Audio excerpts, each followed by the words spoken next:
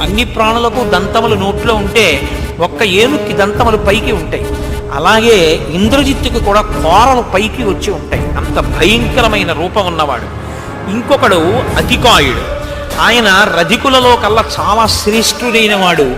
అత్యంత వేగంగా వింటినారిని లాగుతూ యుద్ధం చెయ్యగలడు. ఉదయిస్తున్నటువంటి సూర్యుడు ఎలా ఉంటాడో అటువంటి నేత్రములతో ఉన్నటువంటి వాడు మహోదరుడు. ఈయన ఎక్కినటువంటి ఏనుగు మెడలో కట్టబడినటువంటి గంట యొక్క శబ్దమే అంత భయంకరంగా ఉంటుంది. అటువంటి శబ్దము కలిగినటువంటి గంట కట్టబడిన ఏనుగునికి యుద్ధం చేస్తూ ఉంటాడు. ఇంకొకడు పిశాచుడు అనబడేటటువంటి రాక్షసుడు. ఆయన గుర్రం ఎక్కి చాలా భయంకరమైన యుద్ధాన్ని చేస్తాడు.